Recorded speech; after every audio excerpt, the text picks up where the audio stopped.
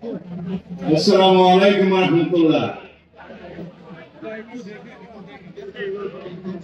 আপনারা যে শান্তিপূর্ণ সমাবেশের আয়োজন করেছেন এবং শান্তিপূর্ণভাবে আজকে এখানে সবার বক্তব্য শুনছেন, মুগ্ধ হয়ে গিয়েছি।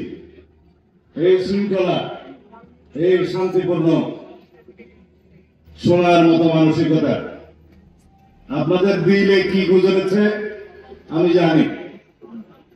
আপনাদের সাথে একাত্মতা প্রকাশ করার জন্য এখানে এসেছি। তার আগে কিছু কথা। আমি বাংলাদেশ জাতীয়তাবাদী দলের একজন কর্মী। আমাদের নেতা শহীদ রাষ্ট্রপতি জিয়াউর রহমান বাংলাদেশের সংবিধানে প্রথমবারের মতো বিসমিল্লাহির রহমানির রহিম সংযোজন করেছিলেন। বহাল আছে, অনেকে এটা সরিয়ে দেওয়ার চেষ্টা করেছিল, পারে নাই।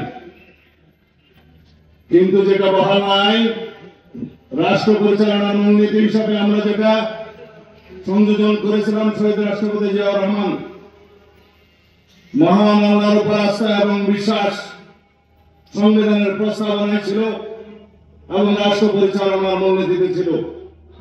অনুচ্ছেদ 8-এর মধ্যে সেটা তুলে দেওয়া হয়েছে, আপনারা জানেন। আপনারা কি চান সেটা আমরা পুনর্বহাল করি? আওয়াজ তো কম। আপনারা চান সেটা পুনর্বহাল হোক? ইনশাআল্লাহ সেটা আমরা পুনর্বহাল করব। আমাদের এখানে বিদেশি মেহমানরা যারা বলেছেন আল্লামা ইকবালের শের বলে গিয়েছেন। আমি তো আমাম, আপনারা শুনেছেন কোরআনের বাণী, ওমা আরসালনাকা ইল্লা রাহমাতাল লিল আলামিন। রাসূলুল্লাহ সাল্লাল্লাহু আলাইহি ওয়াসাল্লামকে সারা বিশ্ব ব্রহ্মাণ্ডের রহমত রূপে রব্বুল আলামিন প্রেরণ করেছেন। আমরা মুসলমান, আমরা লা ইলাহা ইল্লাল্লাহ মুহাম্মাদুর রাসূলুল্লাহকে বিশ্বাস করি। রাসূলুল্লাহ সাল্লাল্লাহু আলাইহি ওয়াসাল্লাম বলে গিয়েছেন, আমি আখেরি নবী, আমার পরে কোন রাসূল আসবে না, কোন নবী আসবে না। যদি কেউ এর পরে কেউ দাবি করে থাকেন, নিজেকে নবী ঘোষণা করে থাকেন, তাহলে তিনি রাসূলুল্লাহ সাল্লাল্লাহু আলাইহি ওয়াসাল্লামের এই বাণীর মধ্যে নাই। আল্লামা ইকবাল বলছেন, কি মোহাম্মদ সিফা হাম তেরা হে। আল্লাহ রাব্বুল আলামিন বলছেন, আমি তোমার। ये दुनिया चीज है क्या, लोगों कलम तेरा है। আল্লাহ রাব্বুল আলামিনের জবান দিয়ে এই শের বলছে। তা আমরা রাসূলুল্লাহ সাল্লাল্লাহু আলাইহি ওয়াসাল্লামের আখেরি নবী হিসেবে বিশ্বাস করে কলেমা পড়ে আমরা মুসলমান হয়েছি। বাংলাদেশের মানুষ হিসেবে আমরা এই দেশের নাগরিক হিসেবে বাংলাদেশি পরিচয়ে বিশ্বাস করি। কিন্তু সারা পৃথিবীতে সমস্ত মুসলমান কৌম মিল্লাত ইসলামিয়া मजहब से कौम मजहब से मजहब जो नहीं तुम भी नहीं, जज्बाए बाहम नहीं, महफिले अंजुमन में नहीं। এই হচ্ছে আমাদের শেষ বক্তব্য আল্লামা ইকবালের ভাষায়। বলছে, যদি মিল্লাত ইসলামী আমরা একটা থাকি, সারা পৃথিবীতে আমাদের শক্তি।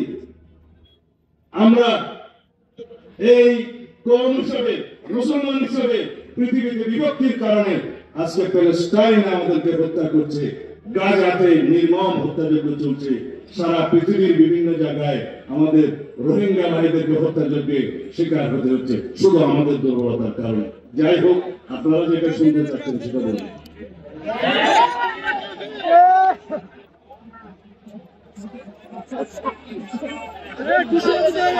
ইনশাআল্লাহ যদি বাংলাদেশের রাষ্ট্র ক্ষমতায় সরকার পরিচালনার দায়িত্ব আল্লাহ রাব্বুল আলামিন আমাদেরকে দেয়, এদেশের জনগণ যদি আমাদেরকে মহব্বত করে দায়িত্ব দেয়, যদি আপনারা সবাই সহযোগিতা করেন, মঞ্চে উপবিষ্ট যারা রাজনৈতিক নেতৃবৃন্দ, পীরে কামেল, হযরত উলামায়ে কেরাম, আমাদের দেশের বুজুর্গানে দ্বীন যারা আমাদেরকে পরিচালিত করেন, সবাই যদি আপনারা সহযোগিতা করেন, একসাথে থাকেন, তাহলে আপনাদের এখানে আজকে যে সমস্ত দাবি দেওয়া আছে,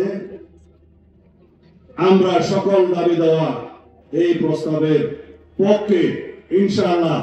কানুনি ব্যবস্থা